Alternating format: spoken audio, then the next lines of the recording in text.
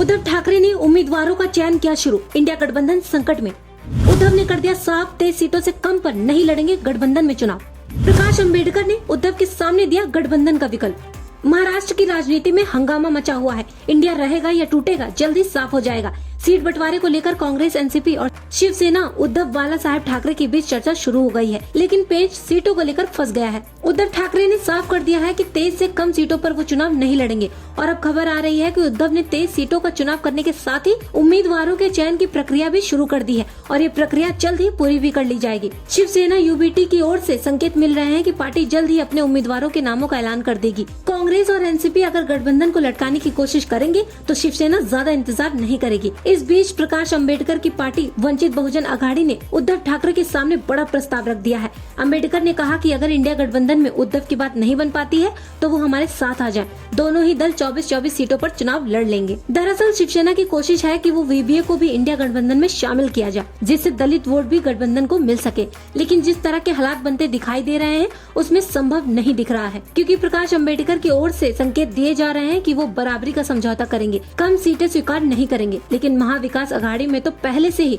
सीटों को लेकर घमासान मचा हुआ है। कांग्रेस 30 सीटों पर दावेदारी कर रही है तो शिवसेना 23 से कम सीटों पर मानने को तैयार नहीं है, यानी इन दोनों ही दलों की दावेदारी 53 सीटों की हो जाती है, जबकि महाराष्ट्र में सीटों की संख्या 48 ही है। ऐसे में एनसीपी और वीबीए के लिए तो सीट ही नहीं बचती दिखाई दे रही है। ऐसे में इंडिया गठबंधन के लिए महाराष्ट्र में सीट शेयरिंग का मुद्दा बेहद पेचीदा दिखाई दे रहा है। इस बीच शिवसेना नेता संजय राउत ने कहा कि सेना अपने 5 मौजूदा सांसदों को चुनावी मैदान में उतार सकती है। इनमें अरविंद सावंत मुंबई दक्षिण, विनायक राउत रत्नागिरी सिंधुदुर्ग, ओम राजे निम्बालकर, संजय धावत परभणी और राजन विचारे ठाणे शामिल हैं। वैसे अरविंद सावंत की मुंबई दक्षिण सीट पर कांग्रेस भी दावा कर रही है। कांग्रेस का कहना है कि ये सीट उसकी परंपरागत सीट रही है, इसलिए यहाँ पर उसका उम्मीदवार उतरना चाहिए। ऐसे में मुंबई दक्षिण पर पेच फंस सकता है। इसके अलावा मुंबई उत्तर पश्चिम के सांसद गजानन कीर्तिकर शिंदे सेना के दल बदलुओं में शामिल है। माना जा रहा है कि ठाकरे सेना गजानन कीर्तिकर के बेटे अमोल कीर्तिकर को मुंबई उत्तर पश्चिम से टिकट दे सकती है।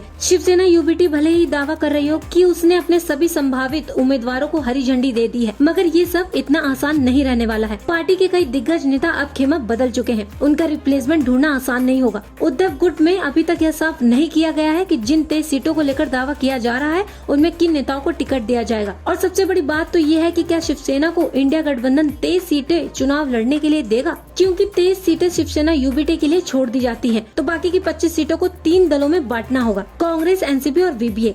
ऐसे में सीट बंटवारा बेहद मुश्किल होते दिखाई दे रहा है। यानी ये तो साफ हो गया है कि महाविकास उघाड़ी गठबंधन जो इस समय है वैसा चुनाव में नहीं जाएगा। कम से कम ये तो तय हो गया है कि प्रकाश अम्बेडकर की पार्टी चुनाव में गठबंधन से अलग हो जाएगी। वैसे वीबीए के गठबंधन में शामिल होने का औपचारिक ऐलान अभी तक नहीं हुआ है, लेकिन उद्धव ठाकरे की ओर से लगातार दावा किया जा रहा है कि अम्बेडकर की पार्टी महाविकास अघाड़ी गठबंधन का हिस्सा है।